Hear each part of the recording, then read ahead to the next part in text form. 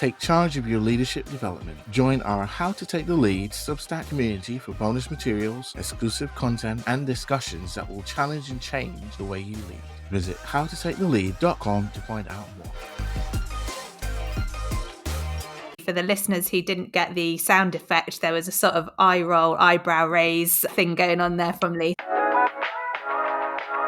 You're listening to How to Take the Lead with Lee Griffith and Carrie-Anne Wade, two corporate colleagues turned business besties who question everything we've ever learned about leadership. What started with us putting the world to rights over a gin after work is now a weekly show challenging the myths and perceptions and exploring what leadership looks like in the modern day. We'll also be sharing our experiences and stories along the way. Visit howtotakethelead.com to find our show notes, subscribe to our email list for extra goodies, as well as catch up on previous episodes. And we're now on social media, so get involved in the conversations by following us on Twitter or Instagram at How to Take the Lead.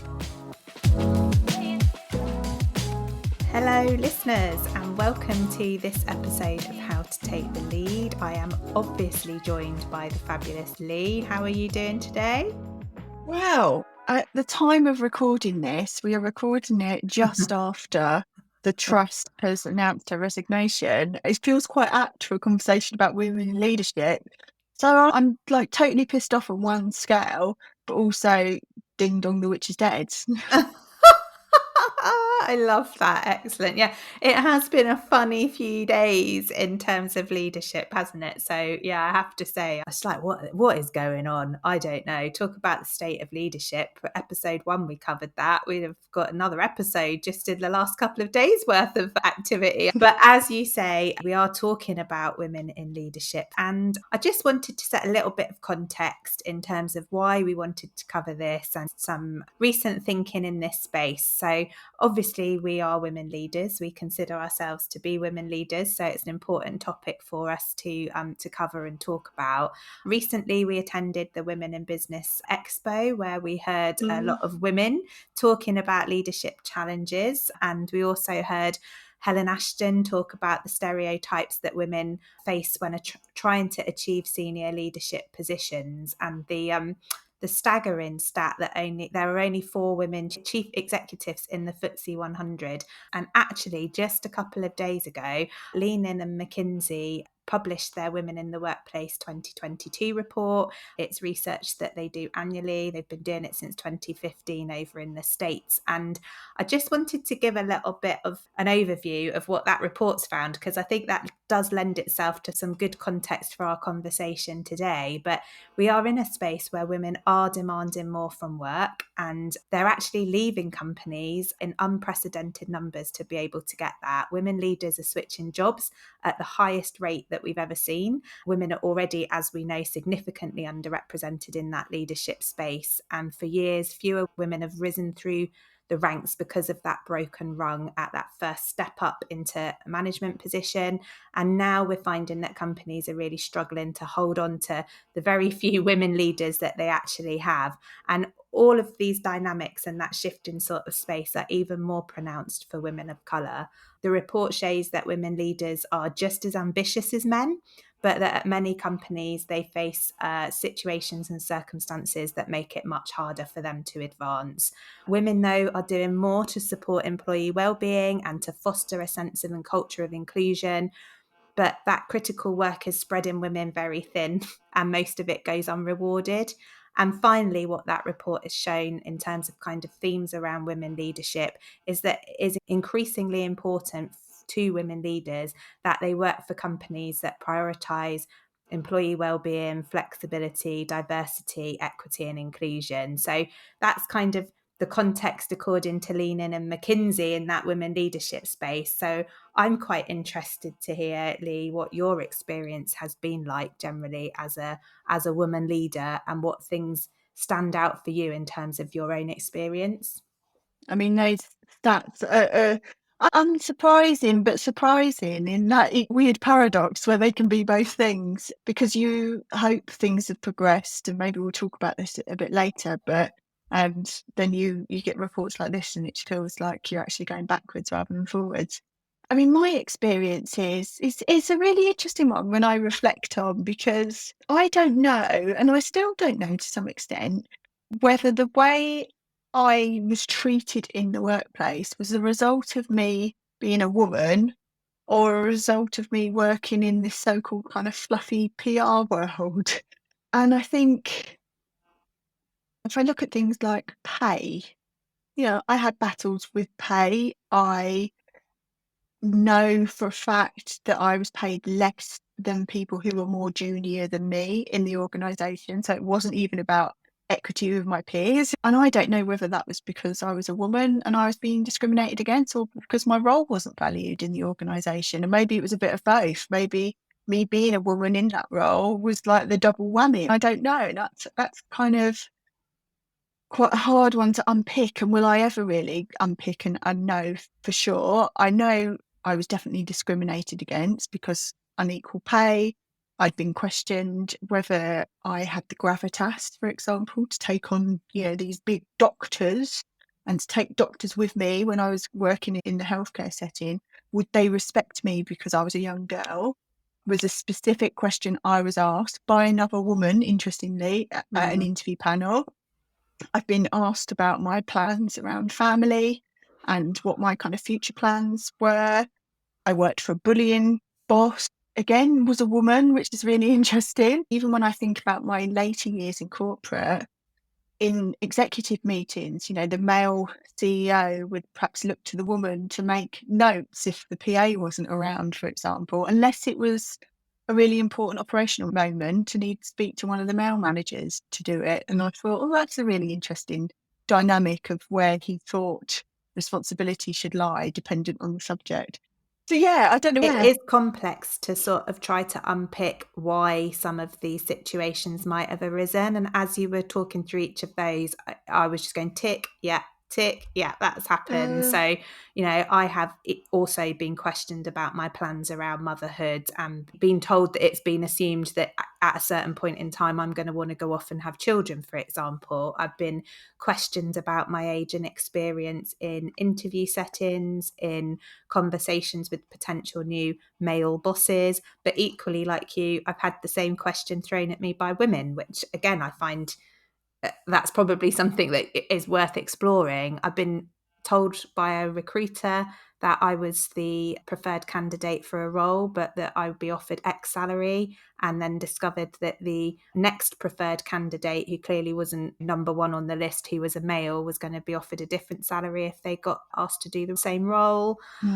Being referred to as the comms girl by my chief executive when I was appointed into a director level position. So all of what you're saying resonates with me. And again, some of it, I think that happened because I'm a woman. Some of it, I think that happened because of my age at the time and being perceived to be too young.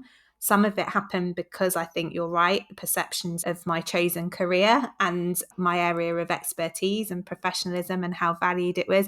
And some of it probably happened because of all of that intertwined together. So it's really hard, isn't it, to unpick exactly the whys and wherefores of why certain behaviours happen towards you.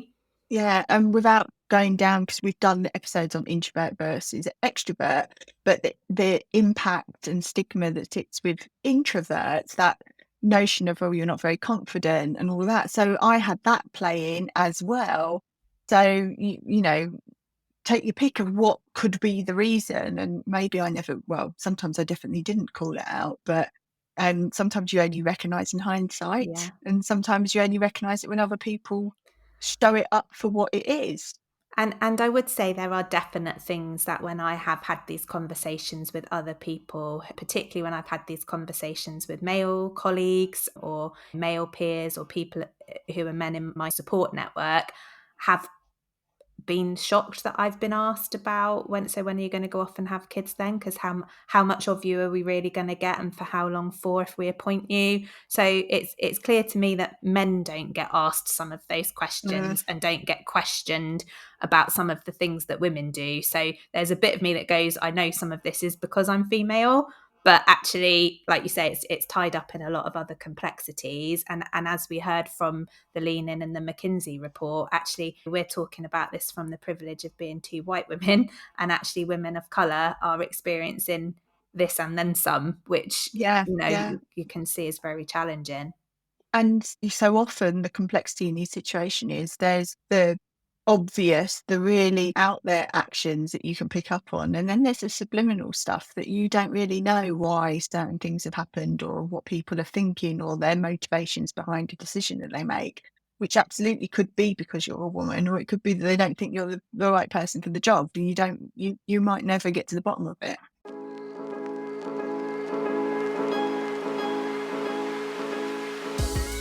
Are you a new, established or aspiring CEO looking to maximise your impact in the workplace? At Sunday Skies, I help you get clear on your big vision, create a strategy that connects, and the communication plan to deliver it. No matter where you are in your CEO journey, through my unique blend of coaching and WU consulting, I will give you the strategy, support and space to succeed in post. Visit sundayskies.com to find out more and sign up for my email to receive intelligence and information that will challenge and change the way you lead.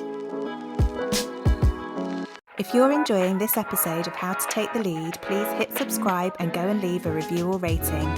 We'd also love to hear your stories and thoughts on today's topic. Please DM us at How to Take the Lead on Instagram or Twitter, or tag us into your socials using the hashtag How to Take the Lead. I did want us to explore a bit more in terms of what you perceive to be some of those barriers and challenges for women in leadership today, and that point that you made earlier, but reflecting on, do we think they've changed at all? Are they different? Are there new ones, or are they just the same?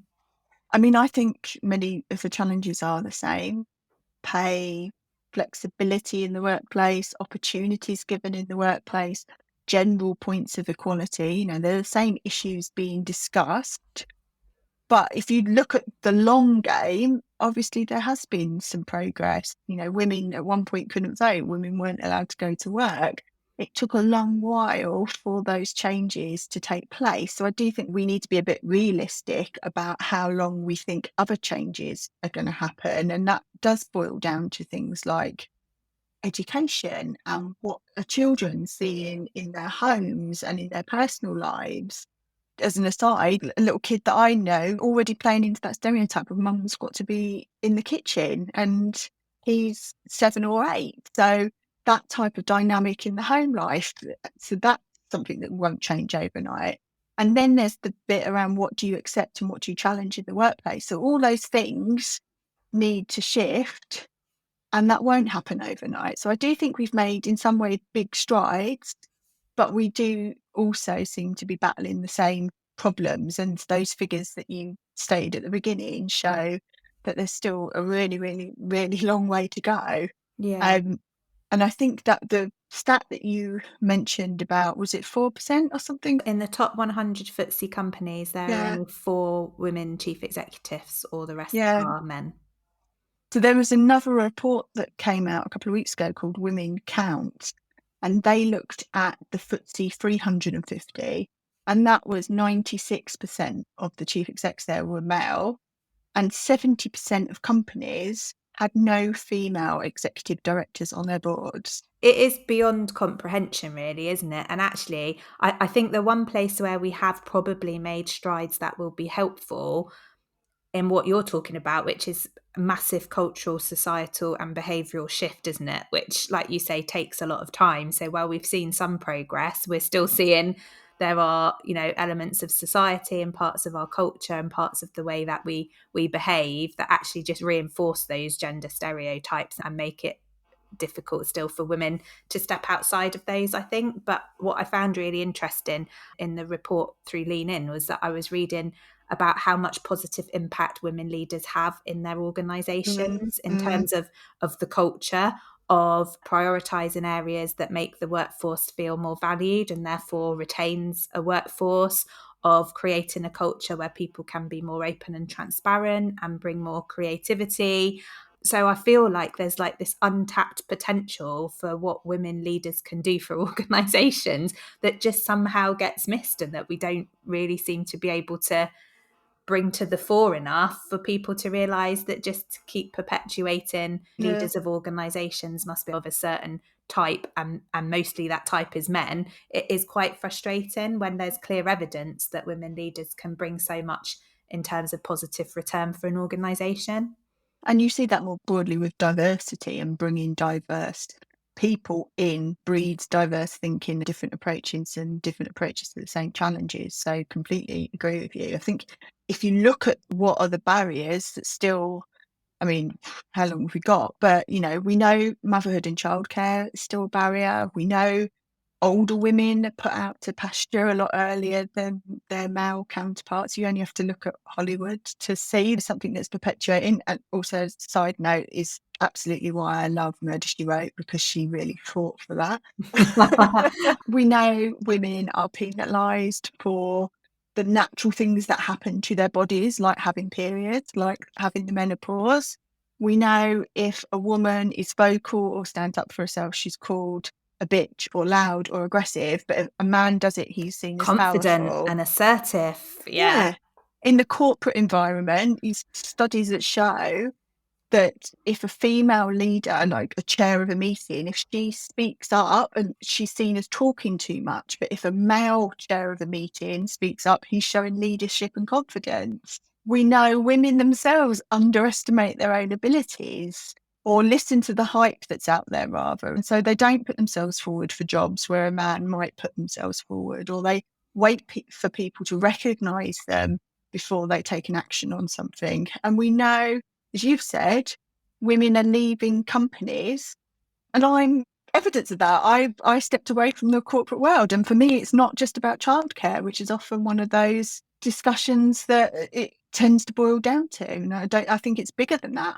Yeah, I think there's a couple of points that resonate with me in what you said there, Lee. And I think one is around that motherhood, childcare, parental responsibility challenge that women face in the workplace. And that absolutely 100% is a challenge for women. If you are a parent, particularly a mum, I think there are expectations on you. There is evidence to show that you bear more of the childcare burden for sure. So trying to juggle a career as a leader and being a mum, I absolutely can see must be a massive challenge. So I absolutely don't doubt the constant pressures that women must be under in that space. But I have to say, as somebody who's a woman but not a mum, that I have often been put in a position where I felt my own experiences as a woman in the workplace have been downplayed because I'm not a parent, if that makes sense. So it's almost like, well, how would you know? Because you haven't got that responsibility. And I have often felt like others have perceived that I've had an easier journey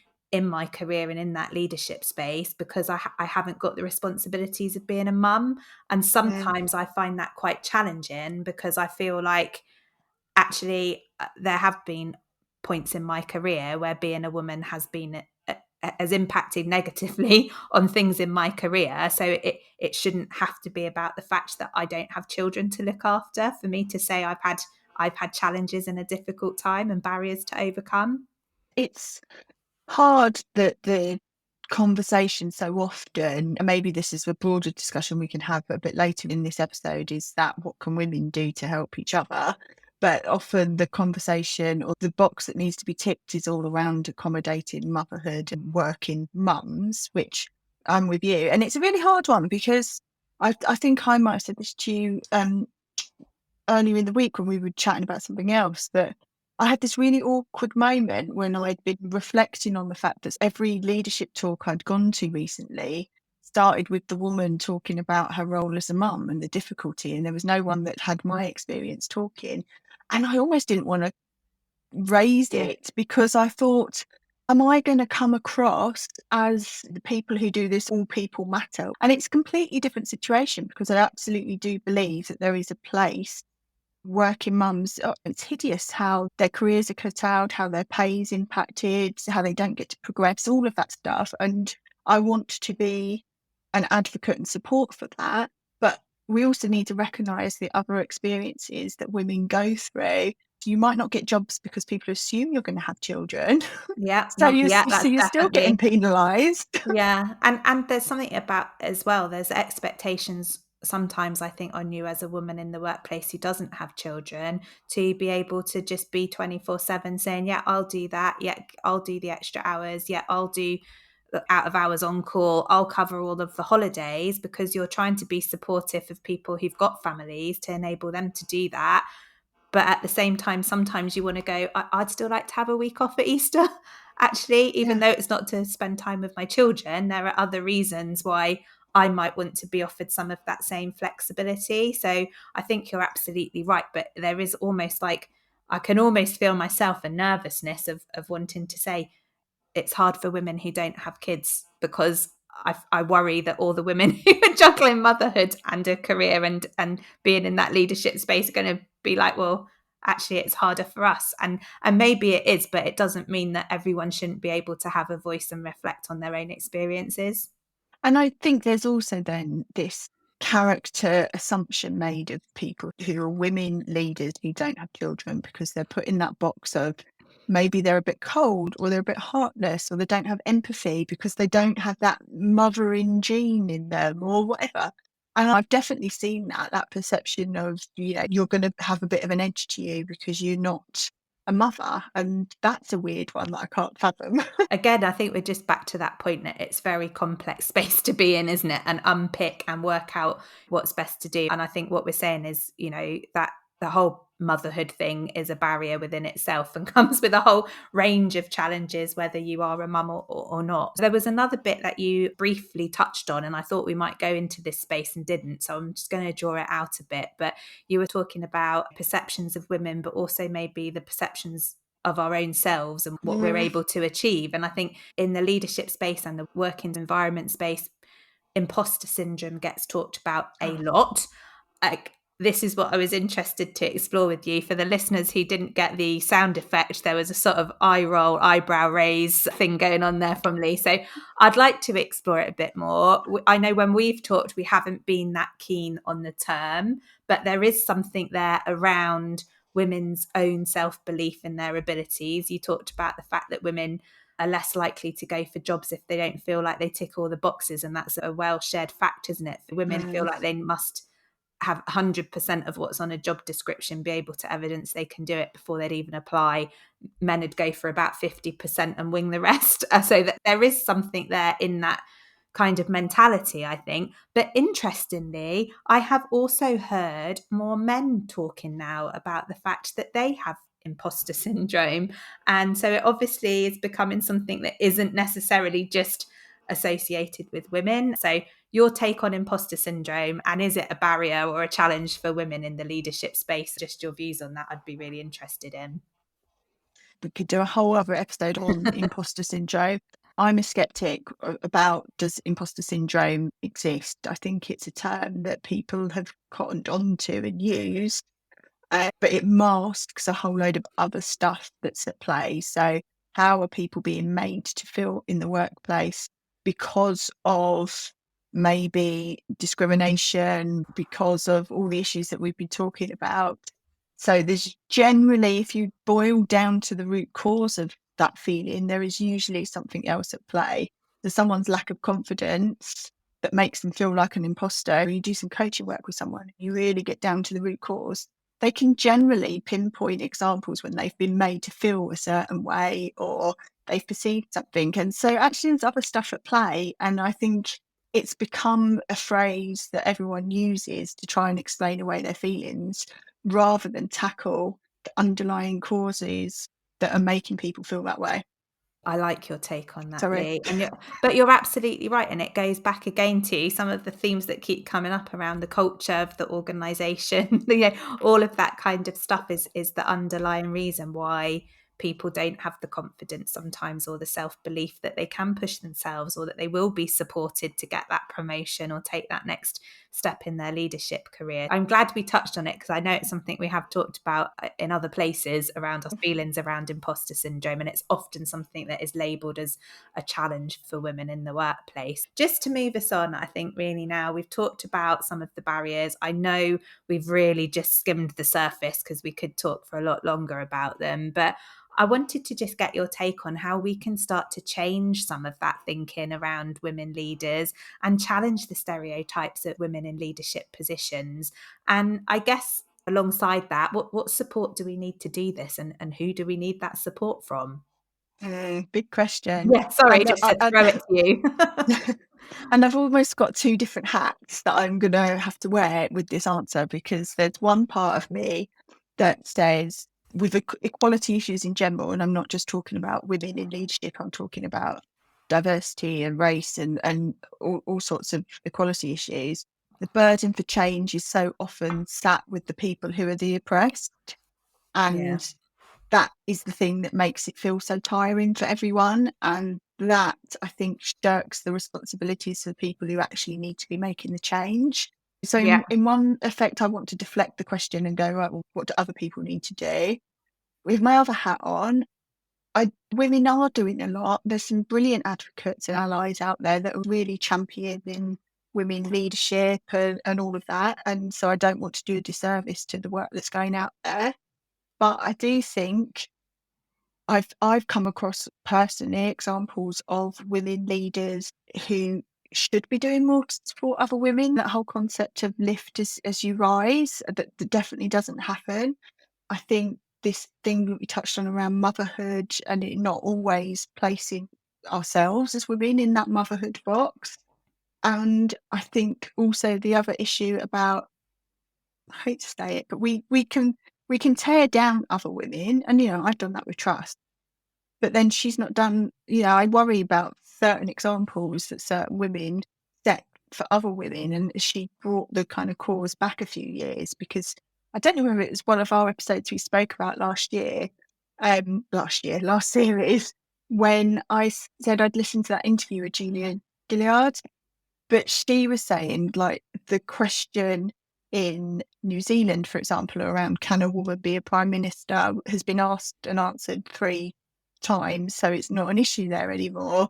When she took over as the first prime minister in Australia, she was having to prove the point, can a woman be a prime minister? And my worry is, with the recent example that we've had, we're actually the last 2 women leaders in Britain, is perhaps raising that question again. Can women be good leaders? I think that's really interesting, isn't it, around challenging those stereotypes? Because when we talk about the truss, and you just said you tore her down, so you've done what you don't want other women to do a little bit there. But I think there's a bit for me is like, where do we get that differentiation around the fact that actually I think the issue is that she didn't demonstrate good leadership, full stop, but we're putting a label on it about her being a woman. We didn't say about Boris Johnson, we don't think he was a good example of male leadership. We just said leadership without putting the male bit in. We were like, Yeah. well, maybe some people thought he was a good example, whatever. But I just think it's interesting that when we talk about some of these examples of the good, the bad, the ugly, everything in between in terms of leadership, if it's a woman leader, we feel the need to state that they're a woman leader. Yeah. But if it's a man, they're just a leader. And I think some of that's what we have to tackle as well. I'm a leader. I know we said we identify as women leaders. That's because we're women and in leadership positions. But when I am in my day-to-day working life, I don't feel the need to label myself as a woman, if that makes sense. So it's just quite interesting that we're kind of in that space, I think. So I was also being kind to you and saying I don't feel like you tore down another woman in a really terrible way. I think you were just highlighting some really poor leadership from somebody, but it will beg that question, won't it? Which is unfortunate. And back to that societal and cultural change. Yeah, we've gone a slightly bit off topic, I think, there, but in a good way. I guess we're coming to that point in the conversation where we do need to think about wrapping up and what our how-tos would be. We like to leave people with a few top takeaways from the episode. So my how-tos, takeaways, and how we can start to challenge and change for me. I feel like we need to start seeking out those advocates in that leadership space, in our organisations, in our fields, to start having more open conversations about some of this. And I think that needs to be men and women. And I do absolutely agree with you. I've had lots of experience, sadly, where sometimes it's other women in leadership positions that have done us a disservice because they haven't been supportive and open and helped to create a culture where they support women in that space. So there's something about that advocacy and support and starting to have more conversations. I love you put your hand up like we were at school then. Sorry, because I know you're trying to wrap up and I'm potentially exploding the conversation again, but I think it's an important one, which is it the job of women to challenge other women, or should, when we see those women that perhaps aren't helping or being an ally to others, and we talk about trying to advocate and be an ally, should we be doing that, or should male counterparts should, be doing that? my Yeah. view is we should all be doing it. It's a really good question, but I think we should all be doing it. Men should be challenging other men when they see some issue there. Women should be challenging other women, and all the ways around that spectrum, I think, personally, for me, because I think if it's only left to one group of people to challenge another group, we'll never make the progress that we need to make. So I think for me, it feels like, yes, absolutely, women should be challenging other women who perhaps are doing a disservice to the cause and not demonstrating those good leadership characteristics of supporting others. Absolutely, with the caveat that I know it's much easier said than done, because there's probably lots of other episodes people could listen to about how to build their confidence and make the space to have these conversations. But yeah, I absolutely think it's everybody's job in answer to that question, Lee. I guess the other thing I would say around, like, what do we, the collective we, so I don't mean we as women, I mean, what do we as leaders need to do to support and make change? I think we need to present the evidence in a compelling way in terms of the impacts of not supporting women in that leadership space, and really look to see how we can demonstrate the value add of increasing the number of women leaders. I sometimes think we don't have enough conversations about that, and we don't do that enough in our organisations or in that leadership space. We really need to be presenting that evidence to affect that change. And then I think as individuals, I think it's about knowing our worth. So whether you do or don't believe in imposter syndrome, whatever, I think it is about knowing what we are worth and fighting personally for what we've all had conversations probably about pay, about equity, flexibility. I think know your worth and have those conversations. Don't just settle. And I think that can be draining and it can be hard. But if you've got a good support network around you, that can help with that. But if we all just accept that it's okay to get paid less than the man who's doing the same job as me or whatever, then that's just going to continue, isn't it? So know our worth because we are worth it. It sounded like L'Oreal. That is who's worth it? I don't know. Yeah, So, I'm just flicking my hair. little We're in hair flick. agreement. We're worth it. Lee, what are your top takeaways from this episode? Well, it's actually a whole new point that I'm going to make. Because when I knew the topic, and it treads slightly on the topic of being an ally, and I thought, rather than answering the question from my perspective, because I want to appeal to the male listener, I thought I'd speak to my husband and ask him what he thought needs to happen to get men more involved in terms of supporting the cause and being an ally to women leaders. So I'm going to try and paraphrase it as much as possible. But he said that the whole premise of creating allies is a bit flawed, because we tend to take an approach that one size fits all. And actually, the groups that we're trying to appeal to aren't this homogenous group. And we need to be a bit more multifaceted in our approach. So he was making the point that, like, he, for example, is someone that likes logical, reasoned argument, whereas someone else might really be appealed to an emotional argument. And so when you're tackling something, you need to be tailoring it to the person that you're trying to encourage as an ally. So you need to understand who you're dealing with, you need to understand that person, and then take action according to that person. But his big caveat is that we also just need to accept that there's going to be a subset of people that are never going to be our allies. And this isn't just about women, this is about any kind of diverse group that's looking to create allyship. And we need to accept that rather than trying to fight it. And we should try to avoid causing conflict with those people, because it devalues our broader argument around allyship. Oh, I absolutely love that last point in there, Lee, because I do agree. And I think, actually, why would we invest all our energy in trying to change the behaviours and opinions of those who absolutely are not ever going to be part of wanting to do good for that cause, when we could be investing that time and energy on the good? So I think that's really pertinent. And I love you bringing in that different take and a new point. I think that is a really poignant way to finish this conversation, other than to give a plug to a few of our other episodes that link into that point that your husband made, which is, you might want to listen to our episode on allyship. You might want to listen to our episode on storytelling, because I think that picks up on some of those points around around knowing who you're trying to communicate with and doing that in a multifaceted way to get your message across to different people. So what better way to end this week's episode? Thank you so much. I'm sure we will revisit some of this in the future.